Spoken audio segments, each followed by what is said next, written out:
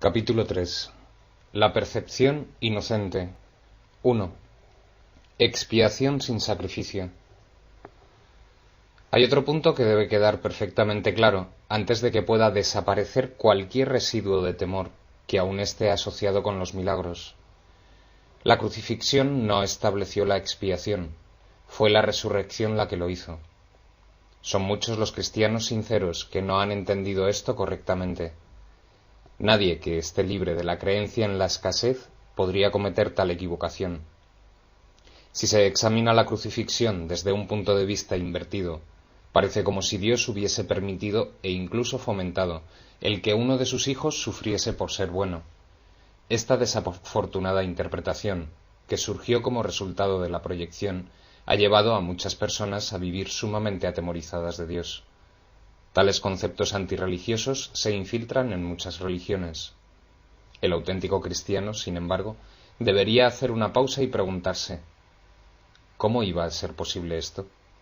¿Cómo iba a ser posible que Dios mismo fuese capaz de albergar el tipo de pensamiento que sus propias palabras han señalado claramente que es indigno de su Hijo? La mejor defensa, como de costumbre, consiste en no atacar la posición de otro, sino más bien en proteger la verdad. No es muestra de gran sensatez aceptar un concepto si para justificarlo tienes que invertir todo un marco de referencia. Este procedimiento es doloroso en sus aplicaciones menores y verdaderamente trágico en una escala mayor. Con frecuencia la persecución termina siendo un intento de justificar la terrible y errónea percepción de que Dios mismo persiguió a su propio Hijo en nombre de la salvación. Ni siquiera las mismas palabras tienen sentido. Superar esto ha sido sumamente difícil, pues si bien este error no es más difícil de corregir que cualquier otro, son muchos los que no han estado dispuestos a abandonarlo, en vista de su eminente valor como defensa. Un ejemplo menos dramático es el del padre que dice: «Esto me duele más a mí que a ti», y se siente exonerado a darle una paliza a su hijo. ¿Crees que nuestro Padre piensa realmente así? Es tan esencial eliminar cualquier pensamiento de este tipo que debemos asegurarnos de que nada semejante permanezca en tu mente. Yo no fui castigado porque tú fueses malo. La lección completamente benévola que la expiación enseña se echa a perder si se mancilla con cualquiera de las formas en que esta clase de distorsión se manifiesta. La afirmación «mía es la venganza», dice el Señor, es una percepción falsa mediante la cual uno le atribuye a Dios su propio pasado malvado. Ese pasado malvado no tiene nada que ver con Dios. Él no lo creó, ni tampoco lo sustenta. Dios no cree en el castigo. Su mente no crea de esa manera. Dios no tiene nada contra ti por razón de tus malas acciones. ¿Cómo sería posible entonces que me hubiese acusado a mí por ellas? Asegúrate de que reconoces cuán absolutamente imposible es esta suposición y también de que procede enteramente de la proyección. Este tipo de error es responsable de una multitud de errores similares, incluyendo la creencia de que Dios rechazó a Adán y lo expulsó del jardín del Edén. Quizá por eso piensas a veces que no te estoy guiando bien. He tomado las máximas precauciones para usar palabras que sean casi imposible de distorsionar, pero siempre es posible tergiversar los símbolos si así se desea. El sacrificio es una noción que Dios desconoce por completo. Procede únicamente del miedo. Y los que tienen miedo pueden ser crueles.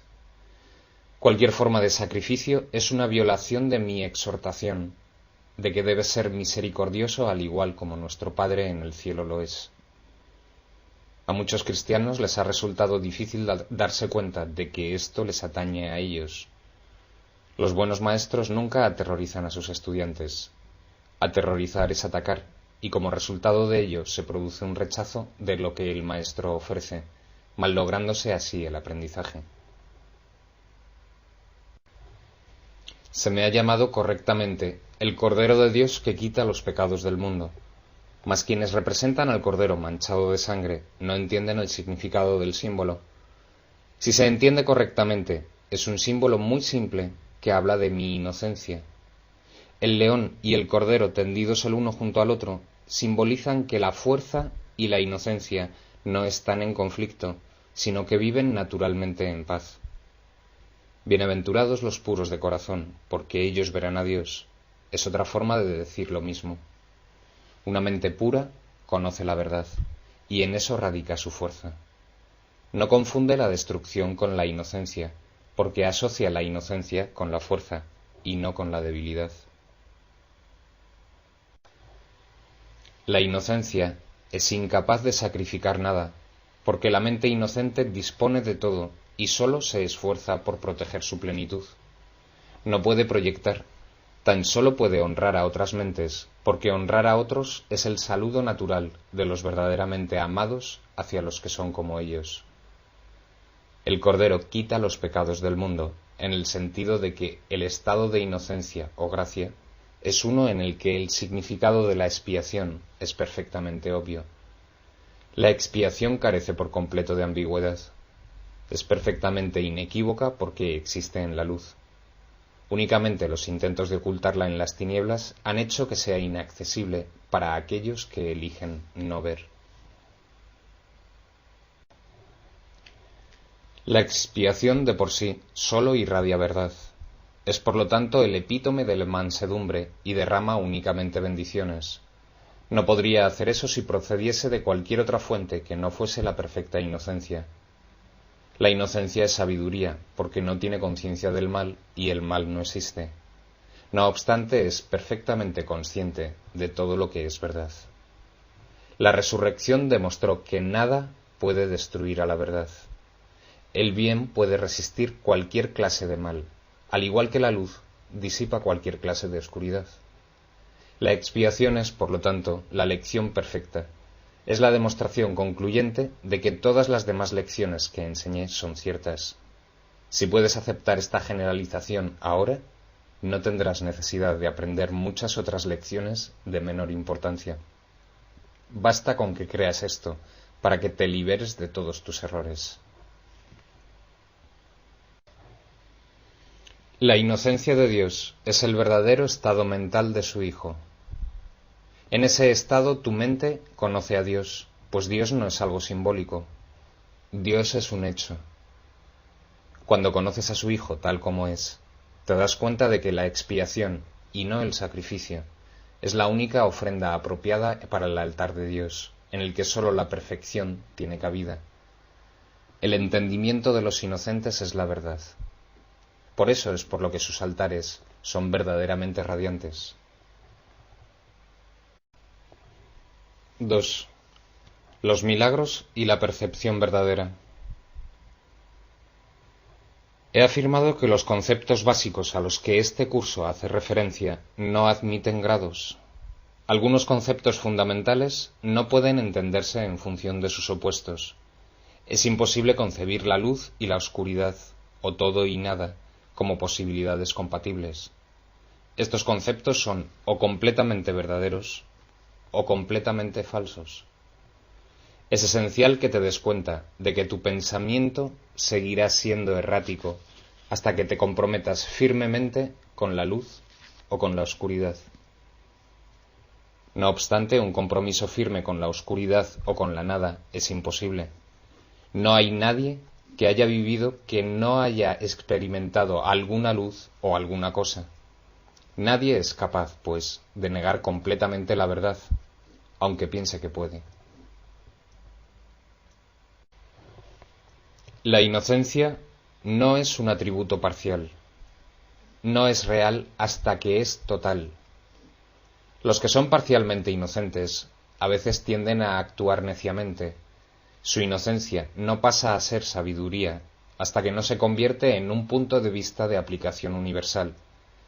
La percepción verdadera, o percepción inocente, significa que nunca percibes falsamente y que siempre ves correctamente. Dicho de una manera más llana, significa que nunca ves lo que no existe y siempre ves lo que sí existe.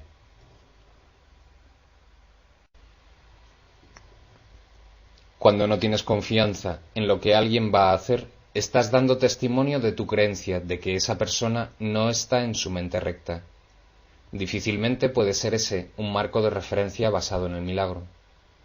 Esa falta de confianza produce asimismo el efecto desastroso de negar el poder del milagro. El milagro percibe todo tal como es. Si lo único que existe es la verdad, lo único que la mentalidad recta puede ver es perfección. He dicho que solo lo que Dios crea, o lo que tú creas con la misma voluntad, existe realmente. Eso es, pues, lo único que los inocentes pueden ver. Los inocentes no adolecen de una percepción distorsionada. Tienes miedo de la voluntad de Dios porque has usado tu mente, que Él creó a semejanza de la suya propia, para crear falsamente. La mente solo puede crear falsamente cuando cree que no es libre. Una mente aprisionada no es libre porque está poseída o refrenada por sí misma. Está por lo tanto limitada, y la voluntad no es libre de afirmarse a sí misma. Ser uno es ser de una misma mente o voluntad. Cuando la voluntad de la filiación y la del Padre son una, la perfecta armonía entre ellas es el cielo. Nada puede prevalecer contra un Hijo de Dios que encomienda su espíritu en las manos de su Padre. Al hacer esto, la mente despierta de su sueño y recuerda a su Creador. Toda sensación de separación desaparece. El Hijo de Dios es parte de la Santísima Trinidad, pero la Trinidad en sí es una sola entidad. No hay confusión entre sus niveles, porque estos son de una sola mente y de una sola voluntad. Este propósito único crea perfecta integración y establece la paz de Dios. Pero esta visión solo la pueden percibir los verdaderamente inocentes, quienes al ser puros de corazón, defienden la verdadera percepción en vez de defenderse de ella. Puesto que entienden la lección de la expiación, no tienen el deseo de atacar, y por lo tanto pueden ver correctamente. Esto es lo que la Biblia quiere decir con «cuando Él aparezca o sea percibido, seremos como Él, pues lo veremos tal como Él es». La manera de corregir las distorsiones es dejando de tener fe en ellas y depositándola únicamente en lo que es verdad. No puedes hacer que lo que no es verdad lo sea. Si estás dispuesto a aceptar aquello que es verdad en todo lo que percibes, dejas que sea verdad para ti. La verdad supera todo error, y aquellos que viven inmersos en el error y en la vacuidad jamás pueden encontrar consuelo duradero. Cuando percibes correctamente, cancelas tus percepciones falsas y las de los demás simultáneamente.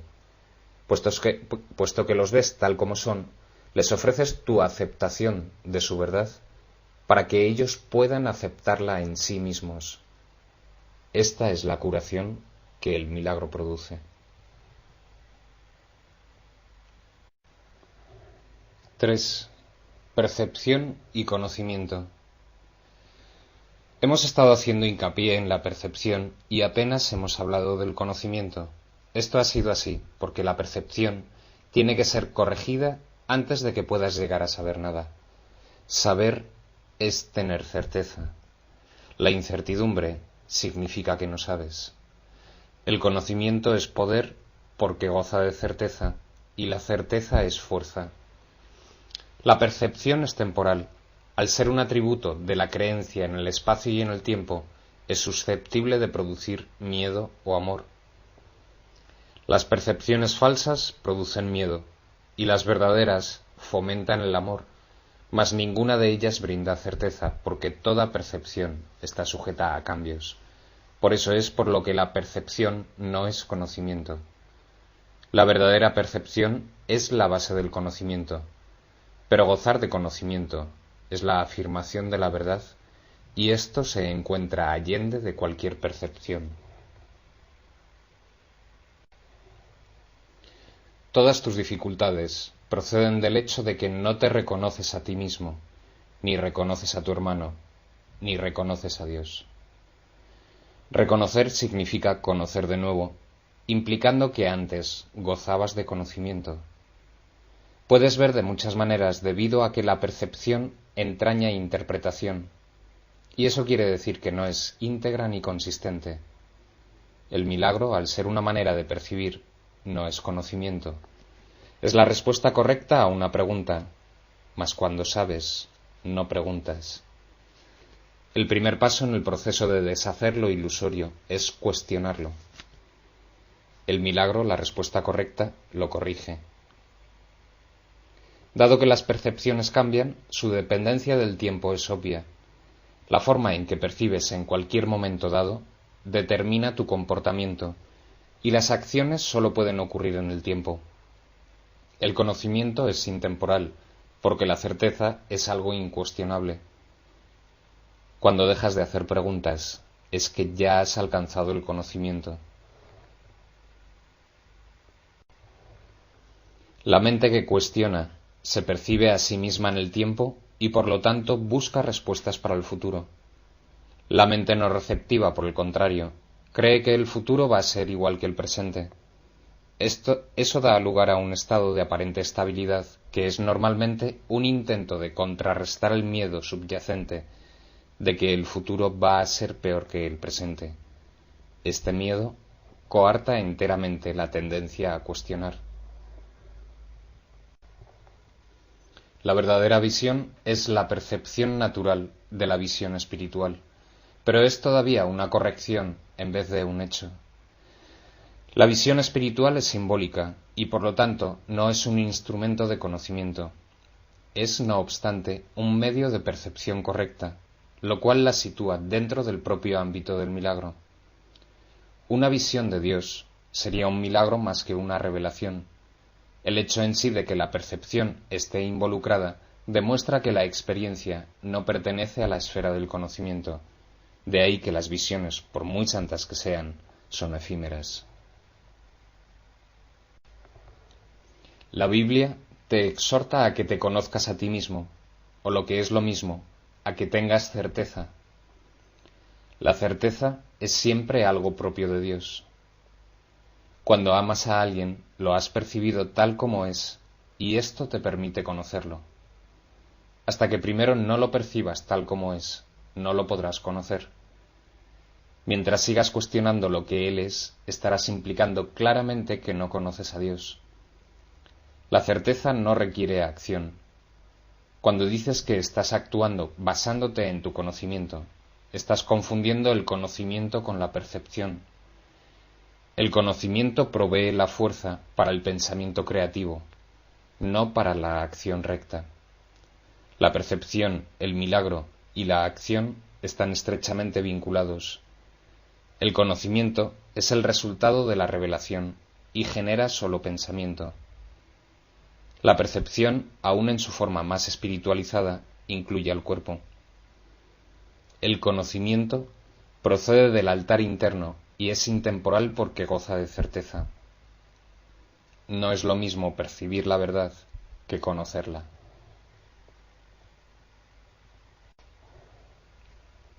Una percepción correcta es necesaria antes de que Dios pueda comunicarse directamente con sus altares, los cuales Él estableció en sus hijos.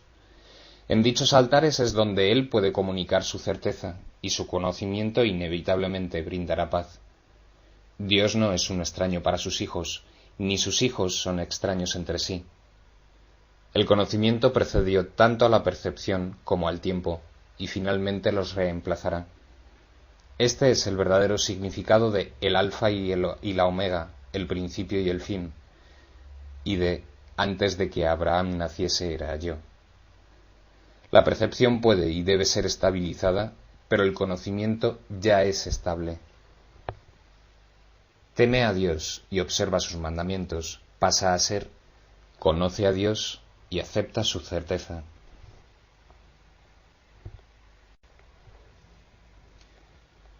Si atacas el error que ves en otro, te harás daño a ti mismo. No puedes conocer a tu hermano si lo atacas. Los ataques siempre se lanzan contra extraños. Al percibir falsamente a tu hermano, lo conviertes en un extraño y por lo tanto no puedes conocerlo. Le tienes miedo porque lo has convertido en un extraño. Percíbelo correctamente para que lo puedas conocer. En la creación de Dios no hay extraños. Para poder crear como Él creó, tan solo puedes crear lo que conoces y lo que por lo tanto aceptas como tuyo. Dios conoce a sus hijos con absoluta certeza. Los creó conociéndolos. Los reconoce perfectamente. Cuando ellos no se reconocen entre sí, no lo reconocen a Él. 4. El error y el ego. Las capacidades que ahora posees no son sino sombras de tu verdadera fuerza. Todas las funciones que ahora tienes están divididas y son susceptibles de ser cuestionadas y puestas en duda. Esto se debe a que no tienes certeza acerca de cómo vas a usarlas y por consiguiente el conocimiento queda vedado para ti. Y este está asimismo vedado porque todavía percibes sin amor. Antes de que la separación introdujese las nociones de grados, aspectos e intervalos, la percepción no existía. El espíritu no tiene niveles, y todo conflicto surge como consecuencia del concepto de niveles. Sólo los niveles de la Trinidad gozan de unidad. Los niveles creados por la separación no pueden sino estar en conflicto. Ello se debe a que ninguno de ellos significa nada para los demás.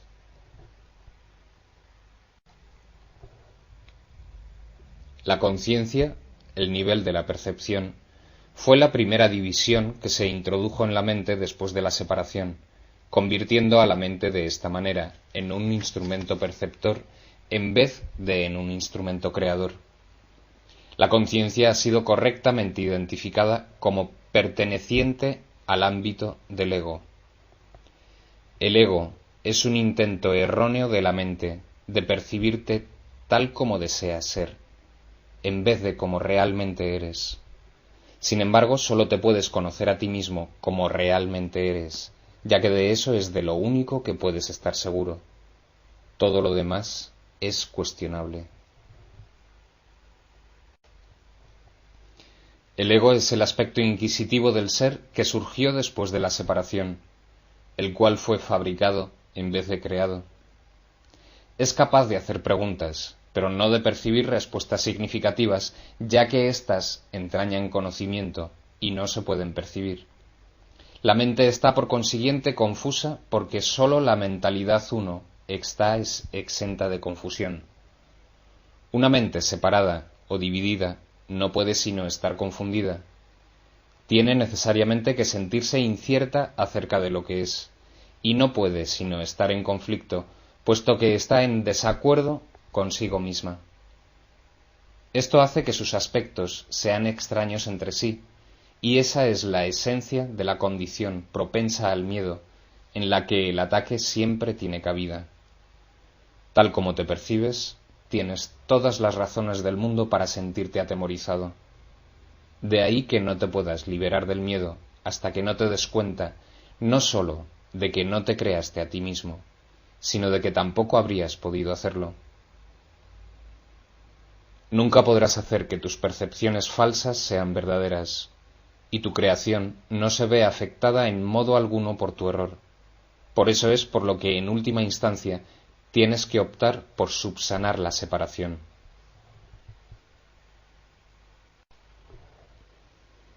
No se debe confundir a la mente que goza de conocimiento con la mentalidad recta, ya que sólo esta última está vinculada a la percepción verdadera. Puedes tener una mentalidad recta o una mentalidad cerrada, y aún esto es cuestión de grados, lo cual demuestra claramente que ninguna de ellas tiene nada que ver con el conocimiento. El término mentalidad recta se debe entender como aquello que corrige la mentalidad cerrada, y se refiere al estado mental que induce a una percepción fidedigna. Es un estado de mentalidad milagrosa porque sana la percepción errónea, lo cual es ciertamente un milagro en vista de cómo te percibes a ti mismo. La percepción siempre entraña algún uso inadecuado de la mente, puesto que la lleva a áreas de incertidumbre. La mente es muy activa. Cuando elige estar separada, elige percibir. Hasta ese momento su voluntad es únicamente gozar de conocimiento. Una vez que ha elegido percibir, no puede sino elegir ambiguamente, y la única forma de escaparse de la ambigüedad es mediante una percepción clara. La mente retorna a su verdadera función únicamente cuando su voluntad es gozar de conocimiento. Esto la pone al servicio del espíritu, donde la percepción cambia. La mente elige dividirse a sí misma cuando elige inventar sus propios niveles, pero no puede separarse completamente del espíritu, ya que de éste es de donde deriva todo su poder para fabricar o para crear. Aún en la creación falsa, la mente está afirmando su origen, pues de otro modo simplemente dejaría de existir. Esto último, no obstante, es imposible, ya que la mente le pertenece al espíritu que Dios creó y que por lo tanto es eterno.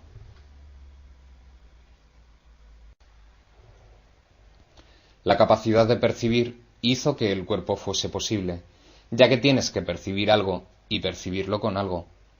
Por eso es por lo que la percepción siempre entraña un intercambio o interpretación que el conocimiento no requiere. La función interpretativa de la percepción, que es una forma de creación distorsionada, te permitió entonces llegar a la conclusión de que tú eres tu cuerpo, en un intento de escapar del conflicto que tú mismo habías provocado. El espíritu, que goza de absoluto conocimiento, no pudo avenirse a esta pérdida de poder, ya que es incapaz de albergar oscuridad. Esto hizo que el espíritu fuese casi inaccesible a la mente y completamente inaccesible al cuerpo. A partir de ahí, se percibió al espíritu como una amenaza, puesto que la luz disipa la oscuridad al mostrarte simplemente que ésta no se encuentra ahí. La verdad siempre prevalecerá sobre el error de este modo. No puede ser este un proceso activo de corrección, porque como ya he puesto de relieve, el conocimiento no hace nada. Puede ser percibido como un agresor, pero no puede atacar. Lo que tú percibes como su ataque es tu propio vago reconocimiento de que el conocimiento siempre se puede recordar, al no haber sido jamás destruido. Dios y sus creaciones permanecen a salvo, y saben, por lo tanto, que no existe ninguna creación falsa. La verdad no puede lidiar con los errores que tú deseas conservar. Yo fui un hombre que recordó al espíritu y su conocimiento. Como hombre, no traté de contrarrestar los errores con el conocimiento, sino de corregir el error de raíz. Demostré tanto la impotencia del cuerpo como el poder de la mente. Al unir mi voluntad con la de mi Creador, recordé naturalmente al espíritu y su verdadero propósito. Yo no puedo unir tu voluntad a la de Dios por ti, pero puedo borrar todas las percepciones falsas de tu mente, si la pones bajo mi tutela. Solo tus percepciones falsas se interponen en tu camino. Sin ellas, no hay duda de la alternativa que elegirías, pues una percepción sana induce a una elección sana. No puedo elegir por ti, pero puedo ayudarte a que elijas correctamente. Muchos son los llamados, pero pocos los escogidos, debería rezar. Todos son llamados, pero pocos los que eligen escuchar. Por lo tanto, no eligen correctamente. Los escogidos son sencillamente los que eligen correctamente más pronto. Las mentes sanas pueden hacer esto ahora, y al hacerlo, hallarán descanso para sus almas. Dios te conoce solo en paz, y esa es tu única realidad. 5. Más allá de la percepción. He dicho que las capacidades que ahora posees no son sino sombras de tu verdadera fortaleza, y que la percepción, que es intrínsecamente enjuiciadora, comenzó solo después de la separación. Desde entonces nadie ha estado seguro de nada. He dejado claro asimismo que la resurrección fue el medio para regresar al conocimiento, lo cual se logró mediante la unión de mi voluntad con la de mi Padre. Es oportuno ahora establecer una distinción que ha de clarificar algunos de los postulados que se presentarán más adelante. Desde que se produjo la separación, ha habido una gran confusión entre las palabras crear y fabricar. Cuando fabricas algo, lo haces como resultado de una sensación específica de carencia o de necesidad. Nada que se haya hecho con un propósito específico tiene la capacidad de poder generalizarse. Cuando haces algo para remediar lo que percibes como una insuficiencia, estás afirmando tácitamente que crees en la separación. El ego ha inventado un gran número de sistemas de pensamiento ingeniosos con ese propósito, mas ninguno de ellos es creativo. La inventiva, aun en su manifestación más ingeniosa, es un esfuerzo en vano. Su naturaleza sumamente específica apenas se compara con la creatividad abstracta de las creaciones de Dios. El conocimiento, como ya hemos observado, no conduce a la acción. Tu confusión entre tu verdadera creación y lo que has hecho de ti mismo es tan grande que se te ha hecho literalmente imposible saber nada. El conocimiento es siempre estable y es evidente que tú no lo eres. Aún así, eres perfectamente estable tal como Dios te creó. En ese sentido, cuando tu comportamiento es inestable, estás en desacuerdo con la idea que Dios tiene acerca de tu creación. Puedes hacer esto si así lo eliges, mas no querrías hacerlo si estuvieses en tu mente recta.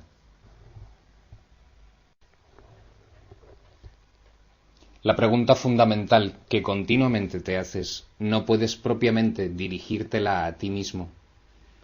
Continúas preguntándote qué es lo que eres, lo cual implica no solo que sabes la respuesta, sino que es a ti a quien le corresponde proveerla. No obstante, es imposible que puedas percibirte a ti mismo correctamente. No tienes una imagen que puedas percibir. La palabra imagen está siempre vinculada a la percepción y no forma parte del conocimiento. Las imágenes son simbólicas y representan algo diferente de ellas mismas. La idea de cambiar tu imagen reconoce el poder de la percepción, pero implica también que no hay nada estable en ti que se pueda conocer. El conocimiento no está sujeto a interpretaciones. Puedes tratar de interpretar el significado de algo, pero en eso siempre existe la posibilidad de equivocarse, porque se refiere a la percepción que se tiene del significado. Tales incongruencias son el resultado de tus intentos de considerarte a ti mismo separado y no separado al mismo tiempo. Es imposible incurrir en una confusión tan fundamental sin aumentar aún más tu confusión general. Tu mente podrá haber llegado a ser muy ingeniosa, pero como siempre ocurre cuando el método y el contenido están en desacuerdo, la usas en un fútil intento de escaparte de un callejón sin salida. La ingeniosidad no tiene nada que ver con el conocimiento, pues el conocimiento no requiere ingeniosidad. El pensamiento ingenioso no es la verdad que te hará libre, pero te librarás de la necesidad de usarlo una vez que estés dispuesto a prescindir de él.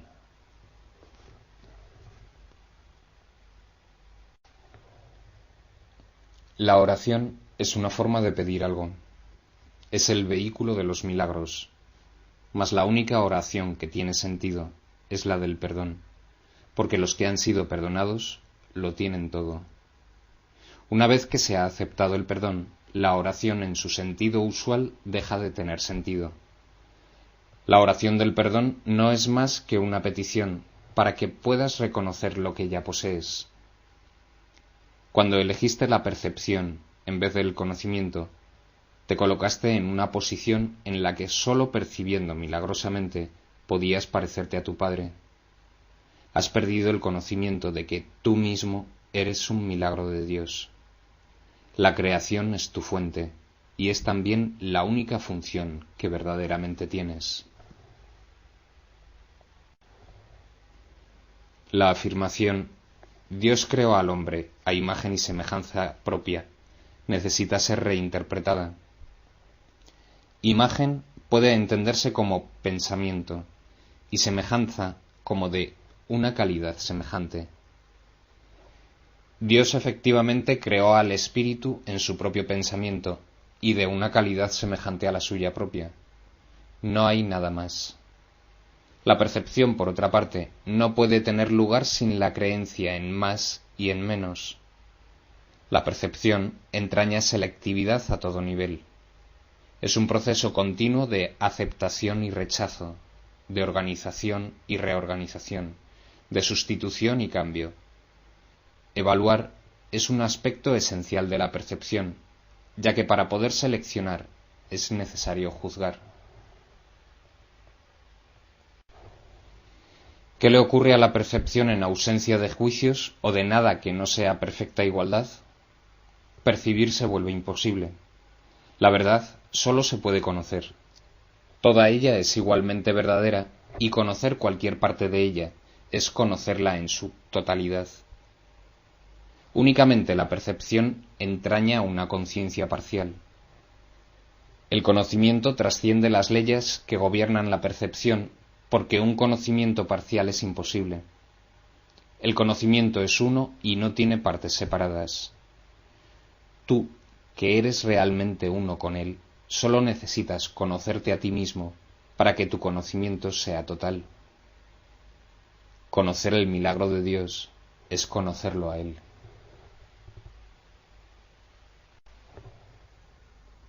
El perdón es lo que sana la percepción de la separación.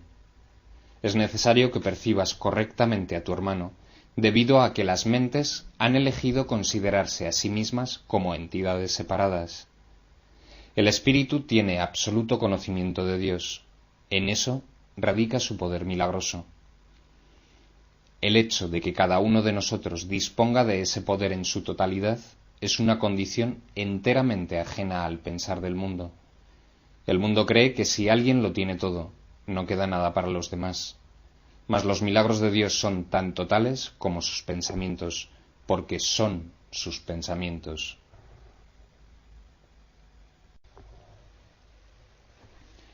Mientras continúe habiendo percepción, la oración será necesaria. Puesto que la percepción se basa en la escasez, los que perciben no han aceptado totalmente la expiación ni se han entregado a la verdad. La percepción se basa en un estado de separación, así que todo aquel que de alguna manera percibe tiene necesidad de curación. El estado natural de los que gozan de conocimiento es la comunión, no la oración. Dios y su milagro son inseparables. Cuán bellos son, en verdad, los pensamientos de Dios que viven en su luz. Tu valía está más allá de la percepción, porque está más allá de toda duda. No te percibas a ti mismo bajo ninguna otra luz. Conócete en la única luz en la que el milagro que eres se alza en perfecta claridad. �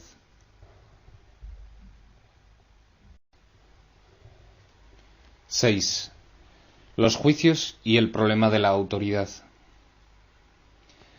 Hemos hablado ya del juicio final, aunque no con gran detalle. Después del juicio final no habrá ningún otro. Dicho juicio es simbólico porque más allá de la percepción no hay juicios. Cuando la Biblia dice no juzguéis y no seréis juzgados, lo que quiere decir es que si juzgas la realidad de otros, no podrás evitar juzgar la tuya propia. La decisión de juzgar, en vez de conocer, es lo que nos hace perder la paz. Juzgar es el proceso en el que se basa la percepción, pero no el conocimiento.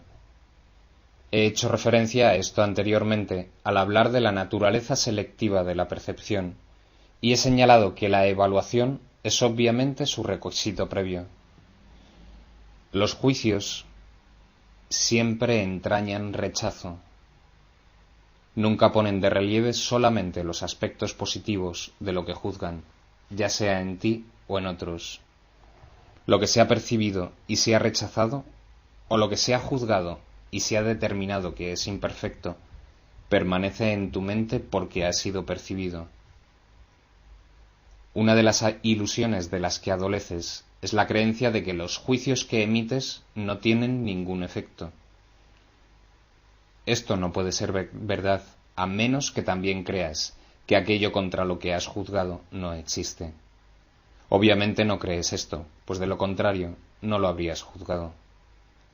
En última instancia, no importa si tus juicios son acertados o no, pues en cualquier caso estás depositando tu fe en lo irreal. Esto es inevitable, independientemente del tipo de juicio de que se trate, ya que juzgar implica que abrigas la creencia de que la realidad está a tu disposición para que puedas seleccionar de ella lo que mejor te parezca. No tienes idea del tremendo alivio y de la profunda paz que resultan de estar con tus hermanos o contigo mismo sin emitir juicios de ninguna clase. Cuando reconozcas lo que eres y lo que tus hermanos son, te darás cuenta de que juzgarlos de cualquier forma que sea no tiene sentido. De hecho, pierdes el significado de lo que ellos son, precisamente porque los juzgas. Toda incertidumbre procede de la creencia de que es imprescindible juzgar. No tienes que juzgar para organizar tu vida, y definitivamente no tienes que hacerlo para organizarte a ti mismo. En presencia del conocimiento, todo juicio queda automáticamente suspendido, y este es el proceso que le permite al conocimiento reemplazar a la percepción.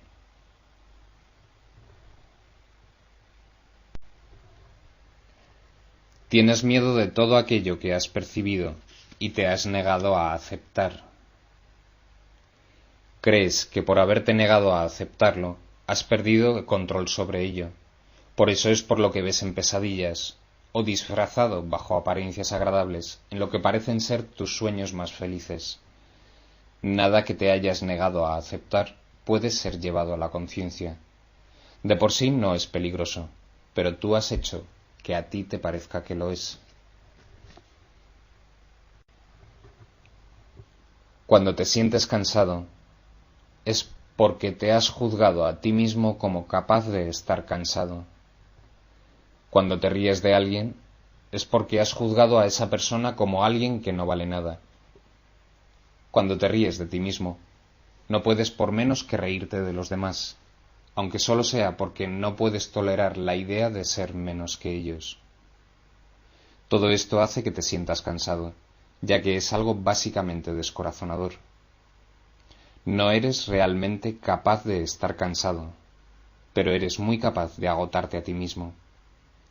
La fatiga que produce el juzgar continuamente es algo realmente intolerable. Es curioso que una habilidad tan debilitante goce de tanta popularidad. No obstante, si deseas ser el autor de la realidad, te empeñarás en aferrarte a los juicios. También les tendrás miedo y creerás que algún día serán usados contra ti. Sin embargo, esta creencia solo puede existir en la medida en que creas en la eficacia de los juicios como un arma para defender tu propia autoridad.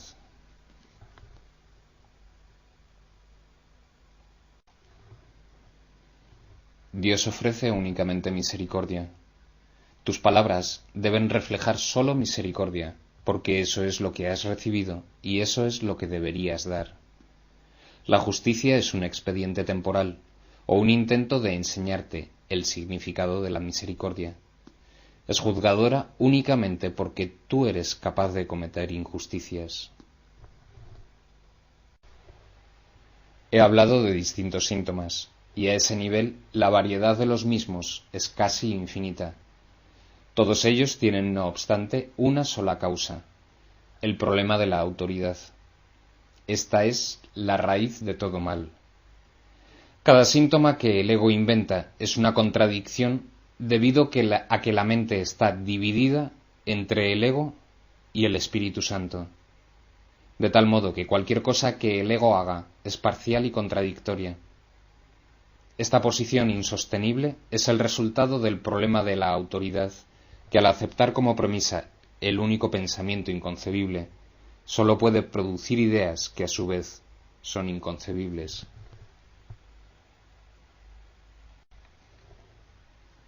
El problema de la autoridad es en realidad una cuestión de autoría. Cuando tienes un problema de autoridad es siempre porque crees ser tu propio autor y proyectas ese engaño sobre los demás. Percibes entonces la situación como una en la que los demás están literalmente luchando contigo para arrebatarte tu autoría. Este es el error fundamental de todos aquellos que creen haber usurpado el poder de Dios. Esta creencia les resulta aterradora, pero a Dios ni siquiera le inquieta. Él está deseoso, no obstante, por erradicarla, no como un castigo para sus hijos, sino tan solo porque sabe que les produce infelicidad. Las creaciones de Dios disponen de la verdadera autoría, mas tú prefieres permanecer anónimo cuando eliges separarte de tu autor. Al no tener certeza con respecto a quién es tu verdadero autor, crees que tu creación fue anónima. Esto te pone en una situación en la que lo único que parece tener sentido es creer que tú te creaste a ti mismo. La disputa acerca de quién es tu autor ha dejado a tu mente en tal estado de incertidumbre que ésta puede incluso llegar a dudar de que tú realmente existas.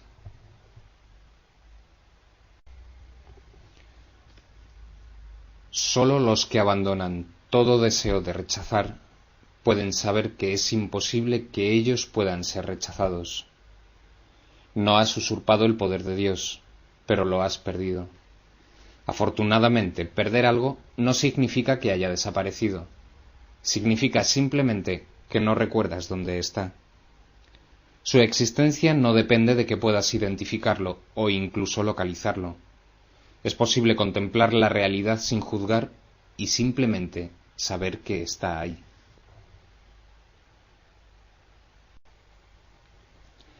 La paz es el patrimonio natural del espíritu. Todo el mundo es libre de rechazar su herencia, pero no de establecer lo que ésta es. El problema que todos tienen que resolver es la cuestión fundamental de la autoría. Todo miedo procede en última instancia, y a veces por rutas muy tortuosas, de negar la verdadera autoría. La ofensa no es nunca contra Dios, sino contra aquellos que lo niegan. Negar su autoría es negarte a ti mismo la razón de tu paz, de modo que sólo te puedes ver a ti mismo fragmentado. Esta extraña percepción es el problema de la autoridad.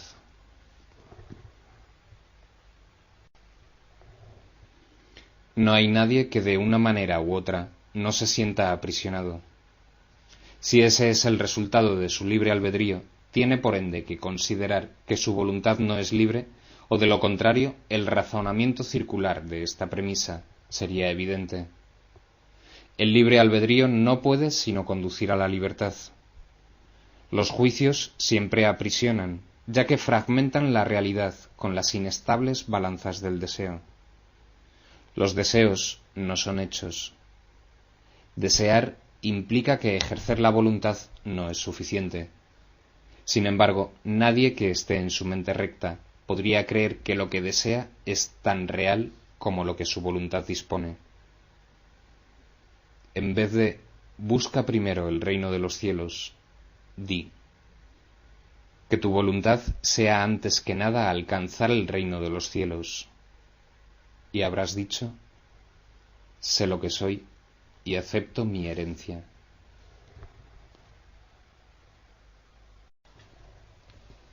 (7) Crear en contraposición a fabricar una imagen propia. Todo sistema de pensamiento tiene que tener un punto de partida.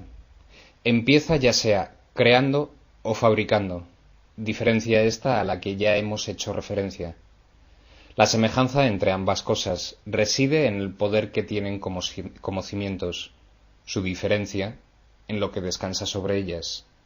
Ambas son piedras angulares de sistemas de creencias por las que uno rige su vida. Creer que un sistema de pensamiento basado en mentiras es débil es un error. Nada que un hijo de Dios haya hecho carece de poder. Es esencial que te des cuenta de esto, pues de lo contrario no podrás escapar de la prisión que tú mismo has construido. No puedes resolver el problema de la autoridad menospreciando el poder de tu mente.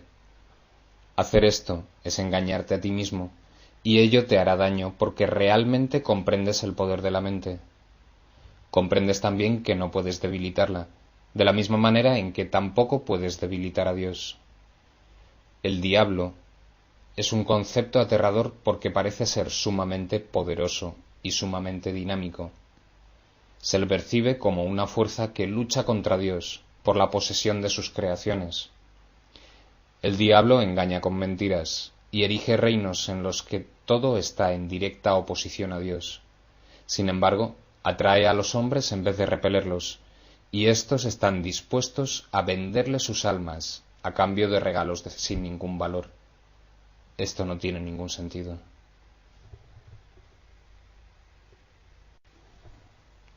Hemos hablado ya de la caída o separación, mas su significado tiene que comprenderse claramente. La separación es un sistema de pensamiento que, si bien es bastante real en el tiempo, en la eternidad no lo es en absoluto.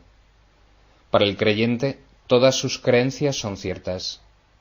En el jardín simbólico se prohibió la fruta de un solo árbol, mas Dios no pudo haberla prohibido, o de lo contrario nadie la habría podido comer. Si Dios conoce a sus hijos, y yo te aseguro que los conoce, ¿cómo iba a ponerles en una situación en la que su propia destrucción fuese posible? Al árbol prohibido se le llamó el árbol del conocimiento. Sin embargo, Dios creó el conocimiento y se lo otorgó libremente a todas sus creaciones. Este simbolismo se ha interpretado de muchas maneras, pero puedes estar seguro de que cualquier interpretación que conciba a Dios o a sus creaciones como capaces de destruir su propio propósito es errónea.